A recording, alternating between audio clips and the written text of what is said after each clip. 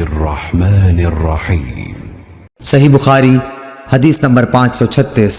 ابو ہریرہ رضی اللہ تعالی عنہ نبی کریم صلی اللہ علیہ وسلم سے روایت کرتے ہیں کہ حضور اکرم صلی اللہ علیہ وسلم نے فرمایا کہ جب گرمی تیز ہو جائے تو نماز کو ٹھنڈے وقت میں پڑھا کرو، کیونکہ گرمی کی تیزی دوزخ کی آگ کی بھاپ کی وجہ سے ہوتی ہے۔ صحیح بخاری حدیث نمبر 537۔ دوزخ نے اپنے رب سے شکایت کی کہ اے میرے رب، آگ کی شدت کی وجہ سے میرے بعض حصے نے بعض حصے کو کھا لیا ہے۔ اس پر اللہ نے اسے 2 سانس لینے کی اجازت دی، ایک سانس جاڑے میں اور ایک سانس گرمی میں۔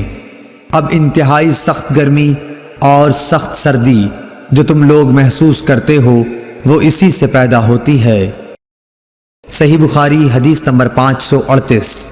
ابو صالح ذکوان نے ابو سعید خدری رضی اللہ تعالی عنہ کے واسطے سے بیان کیا کہ نبی صلی اللہ علیہ وسلم نے فرمایا کہ گرمی کے موسم میں ظہر کو ٹھنڈے وقت میں پڑھا کرو، کیونکہ گرمی کی شدت جہنم کی بھاپ سے پیدا ہوتی ہے۔ اس حدیث کی مطابقت سفیان ثوری، یحییٰ اور ابو عوانہ نے اعمش کے واسطے سے کی ہے۔ صحیح بخاری حدیث نمبر 539۔ بنی تیم اللہ کے غلام مہاجر ابو الحسن نے کہا کہ میں نے زید بن وہب جہنی سے سنا، وہ ابو ذر غفاری رضی اللہ تعالی عنہ سے نقل کرتے تھے کہ انہوں نے کہا کہ ہم ایک سفر میں رسول اللہ صلی اللہ علیہ وسلم کے ساتھ تھے۔ مؤذن نے چاہا کہ ظہر کی اذان دے، لیکن آپ نے فرمایا کہ وقت کو ٹھنڈا ہونے دو۔ مؤذن نے تھوڑی دیر بعد پھر چاہا کہ اذان دے، لیکن آپ نے فرمایا کہ ٹھنڈا ہونے دو۔ جب ہم نے ٹیلے کا سایہ ڈھلا ہوا دیکھ لیا تب اذان کہی گئی۔ پھر نبی صلی اللہ علیہ وسلم نے فرمایا کہ گرمی کی تیزی جہنم کی بھاپ کی تیزی سے ہے، اس لیے جب گرمی سخت ہو جایا کرے تو ظہر کی نماز ٹھنڈے وقت میں پڑھا کرو۔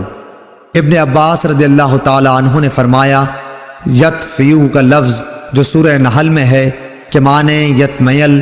ابن عباس رضی اللہ تعالی عنہ نے فرمایا یطفیو کا لفظ جو سورہ نحل میں ہے کہ معنی تتمیل، جھکنا، مائل ہونا ہے۔ صحیح بخاری حدیث نمبر 540۔ انس بن مالک رضی اللہ تعالی عنہ نے خبر دی کہ جب سورج ڈھلا تو نبی صلی اللہ علیہ وسلم حجرے سے باہر تشریف لائے اور ظہر کی نماز پڑھائی، پھر منبر پر تشریف لائے اور قیامت کا ذکر فرمایا، اور آپ نے فرمایا کہ قیامت میں بڑے عظیم امور پیش آئیں گے۔ پھر آپ نے فرمایا کہ اگر کسی کو کچھ پوچھنا ہو تو پوچھ لے، کیونکہ جب تک میں اس جگہ پر ہوں تم مجھ سے جو بھی پوچھو گے میں اس کا جواب ضرور دوں گا۔ لوگ بہت زیادہ رونے لگے۔ آپ برابر فرماتے جاتے تھے کہ جو کچھ پوچھنا ہو پوچھو۔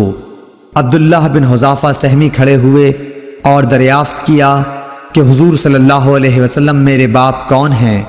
آپ نے فرمایا کہ تمہارے باپ حذافہ تھے۔ آپ اب بھی برابر فرما رہے تھے کہ پوچھو، کیا پوچھتے ہو؟ اتنے میں عمر رضی اللہ تعالی عنہ ادب سے گھٹنوں کے بل بیٹھ گئے اور انہوں نے فرمایا کہ ہم اللہ تعالیٰ کے مالک ہونے، اسلام کے دین ہونے اور محمد صلی اللہ علیہ وسلم کے نبی ہونے سے راضی اور خوش ہیں۔ پس اس گستاخی سے ہم باز آتے ہیں کہ آپ سے جا اور بے جا سوالات کریں۔ اس پر حضرت صلی اللہ علیہ وسلم خاموش ہو گئے۔